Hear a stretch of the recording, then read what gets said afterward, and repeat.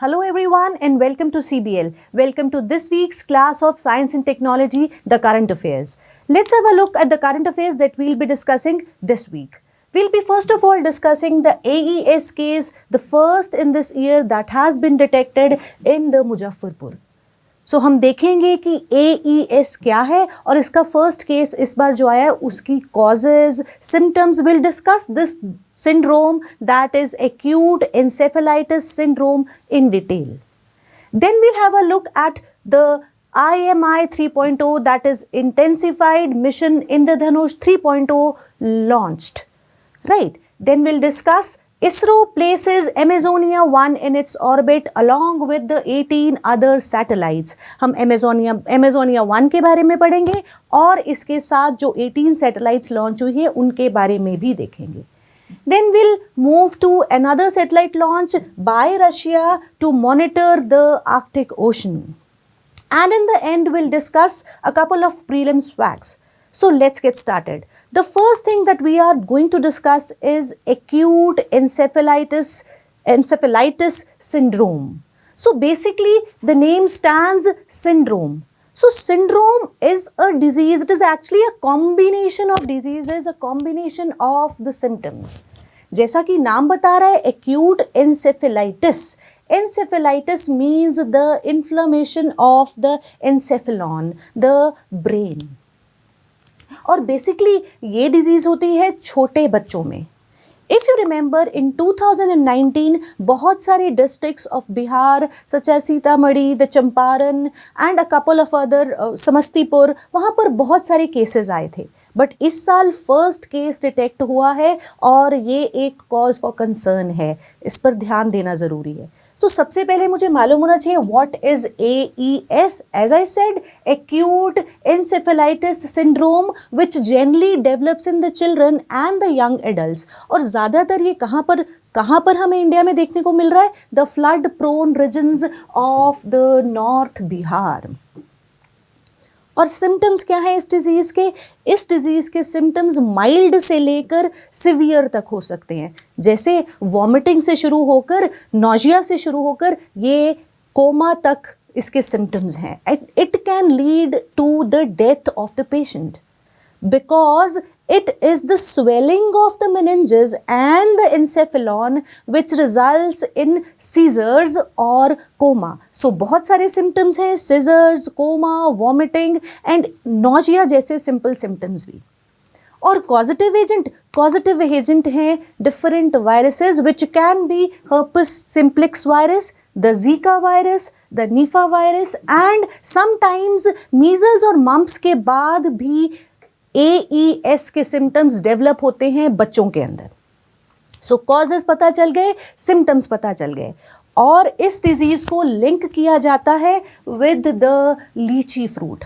Now what is the connection between the litchi fruit and this AES?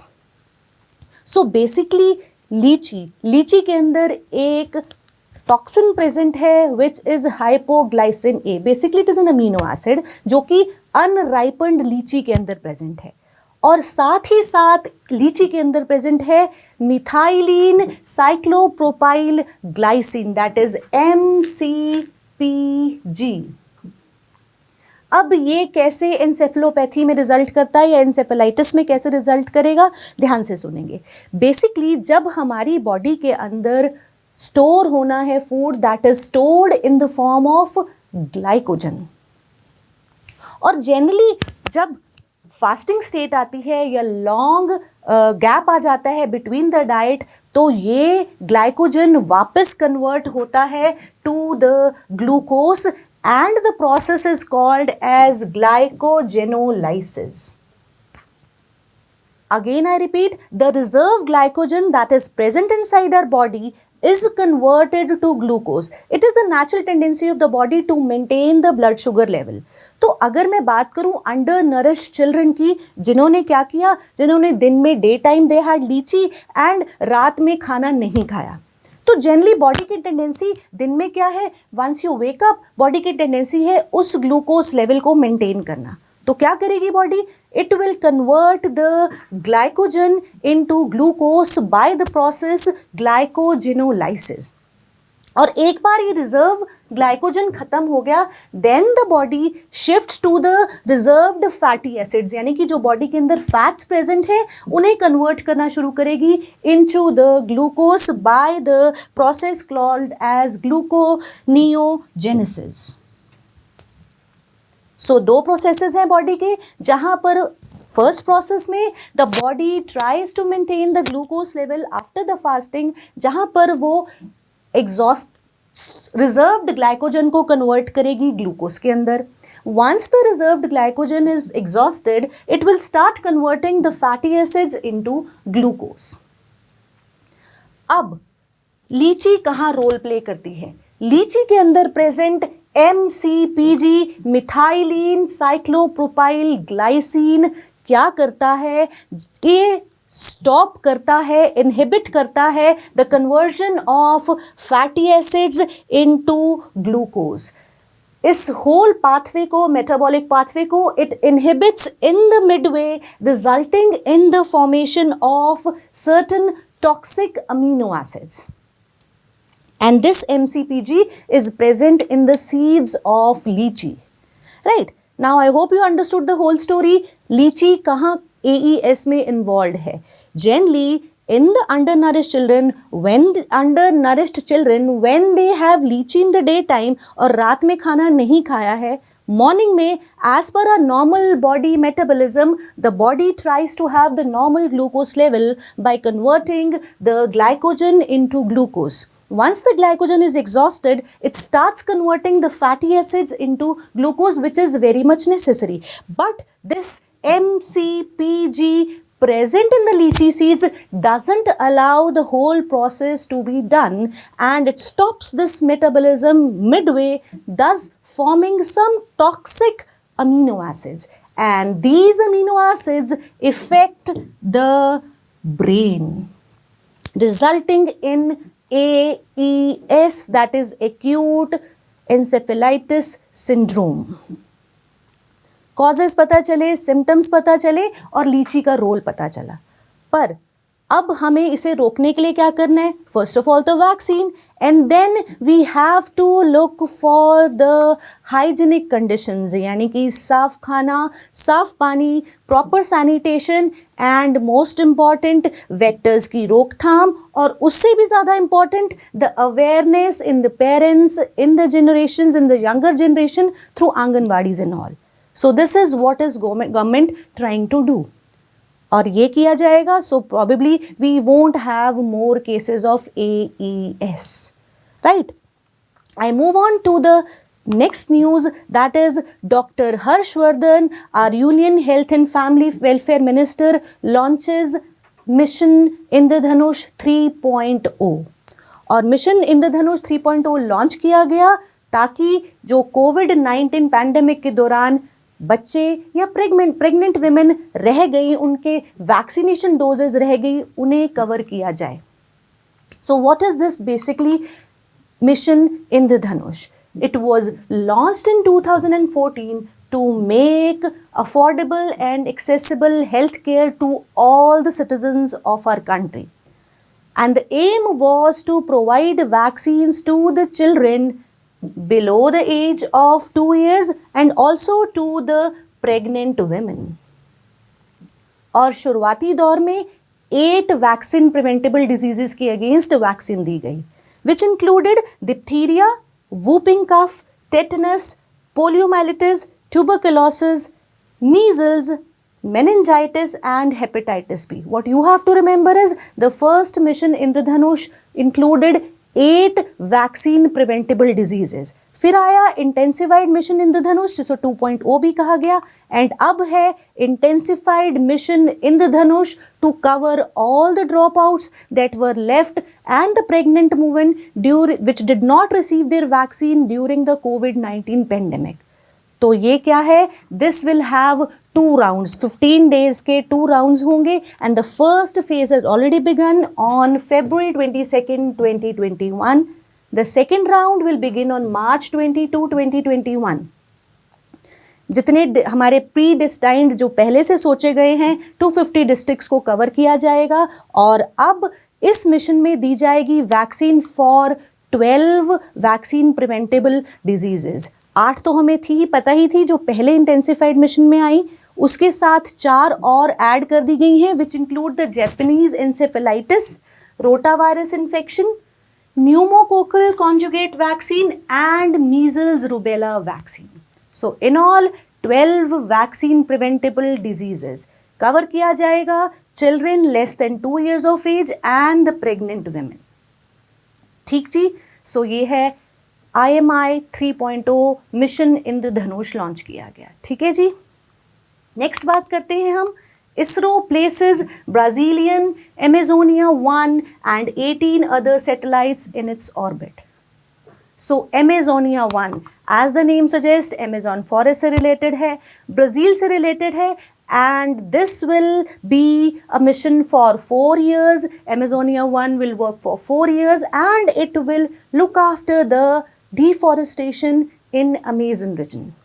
और साथ ही साथ Brazil के agricultural patterns को भी स्टडी करेगा, right. So Amazonia 1 was launched on 28 Feb और इसके साथ साथ 18 और सैटेलाइट्स को पैसेंजर सैटेलाइट्स भी लॉन्च की गई, जिसमें से 5 from India and 13 from USA from SHAR।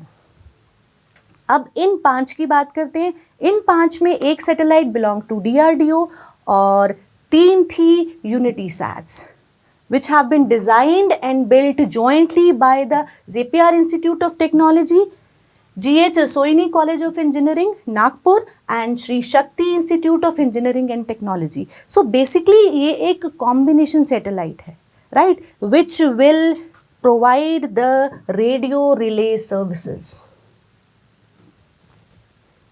The Unity Sat is a combination of 3 satellites जो कि रेडियो रिले सर्विसेज को प्रोवाइड करेगा, और इसके साथ ही बहुत ही इम्पॉर्टेंट है कि इसके साथ लॉन्च की गई हैं और अलग सैटेलाइट्स भी, जिसमें 13 US सैटेलाइट्स हैं। ठीक, इंडियन सैटेलाइट्स की बात करें, एक DRDO की, ठीक जी, 3 यूनिटी सैट्स हैं और एक है ST sat, that is Satish Dhawan satellite built by Chennai based space kids India. So ये एक नैनो सैटेलाइट है which will look after the radiation levels, space weather and it will also demonstrate long range communication technologies.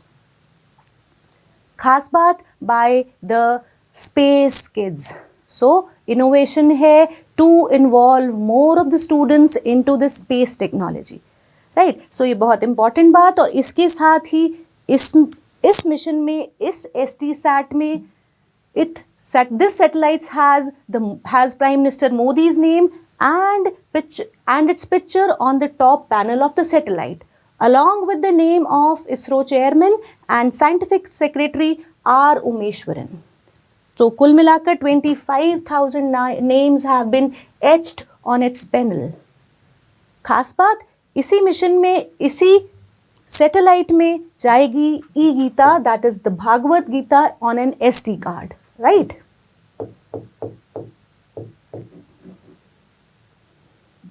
So important mission है, या ध्यान रखेंगे, basic चीजें आप याद रखेंगे। इसमें प्राइम मिनिस्टर मोदी के साथ 25,000 और नेम्स भी एच्ड हैं ऑन इट्स पैनल, गीता है, and it has been, SD sat has been developed by the space kids. So basically ये पहला डेडिकेटेड लॉन्च है बाय NSIL, तो आप ये भी याद रखेंगे, ठीक जी। सो Brazilian Amazonia 1 के साथ other satellites have other payload which have been launched by PSLV C51. I move on to the next news, which is Russia launches satellite to monitor climate in Arctic. And the name of the satellite is Arctica M.